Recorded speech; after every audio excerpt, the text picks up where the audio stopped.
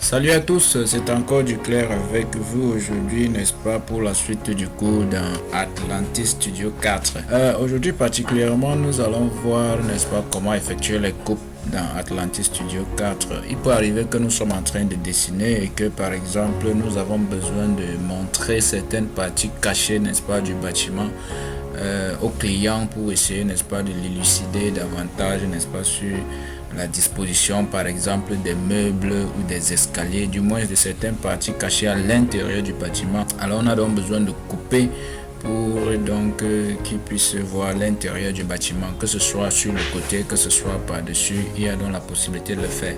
Le principe est très simple. Nous partons donc, n'est-ce pas, de la commande vue 2D là. Quand on clique là, on voit donc notre bâtiment. Actuellement, c'est la vue, n'est-ce pas, en hauteur de notre bâtiment qui s'affiche là, comme ici là. Quand on clique là, on vient donc dans perspective là, on va activer, n'est-ce pas, à ce niveau là, afficher et puis activer. On va cocher tout simplement ces deux endroits là et puis ça nous ressort donc ce cadre bleu là qui nous permet donc de couper tout simplement.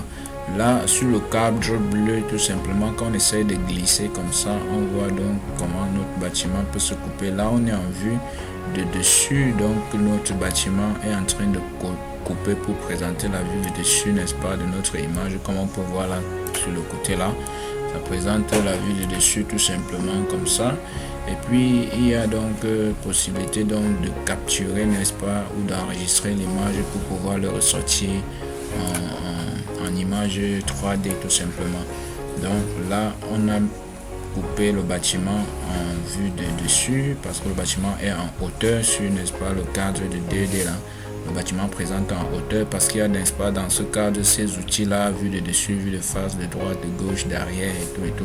Donc il est donc question qu'on vienne là-bas, on essaie donc tout simplement de coucher la face qu'on veut voir et puis ça nous ressort ça comme ça en glissant, n'est-ce pas, tout simplement notre élément comme ça coupe sur l'image automatiquement. Donc c'est un tout petit peu ça le principe. Là on est en train de couper, on peut délimiter le bâtiment, on peut même avoir par exemple, on a entassé peut-être beaucoup de bâtiments et puis il y a d'autres qui cachent d'autres. On voudrait peut-être éliminer l'autre bâtiment pour pouvoir présenter peut-être la façade de l'autre. Et c'est pas le même principe qu'on peut le faire. Par exemple, quand je me place comme ça là sur mon image, il y a par exemple l'arbre ici qui cache une partie du bâtiment. Or, je veux ressortir la 2D sans toutefois supprimer cet arbre parce que ça va m'aider dans d'autres images. Il est donc tout simplement question que je le laisse positionner là, mais je viens dans la coupe, j'essaie de l'éliminer. Je me mets par exemple sur la vue de dessus, mon bâtiment s'affiche comme ça. Voilà le bâtiment comme ça là, et puis il y a donc possibilité que je glisse, n'est-ce pas, mon cadre ici jusqu'à ce que je traverse l'arbre. Vous voyez, ça élimine l'arbre sur le bâtiment et puis ma façade redevient comme c'était. Il y a donc question pour moi de capturer cela comme ça là et de faire ressortir cela en 2D. Donc c'est un tout petit peu cela. On peut couper pour montrer autant des positions qu'on a envie de montrer et tout. Puis voilà, c'est un tout petit peu ça. Voilà notre bâtiment. On peut couper par comme ça, on voit le dessus, ou bien par comme ça, on coupe sur le côté.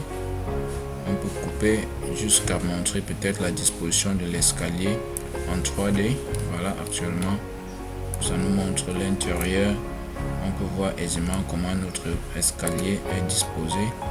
Quand on a fini de couper, il est donc tout simplement question de, on peut fermer, n'est-ce pas, la partie 2D et puis on vient décocher ici. Quand on décoche là, ça lâche toutes les parties qu'on a coupées. Nos images qu'on a enregistrées restent là. Voilà, et le dessin redevient comme c'était avant. Voilà, mais au moment des rendus, ça prendra nos images enregistrées en considération avec les coupes. Voilà. Merci, c'est tout ce qu'on tenait à vous présenter aujourd'hui par cette autre vidéo. Nous tenons aussi à vous rappeler que dans cette chaîne, il y a plein d'autres vidéos dans d'autres logiciels qu'on a déjà publiés dans la chaîne. Donc prenez la peine de parcourir la chaîne. Vous pouvez y trouver, n'est-ce pas, certaines vidéos qui vous intéressent. Voilà, n'oubliez pas aussi de vous abonner et de partager la vidéo si vous avez aimé. Merci et à très bientôt pour les prochaines vidéos.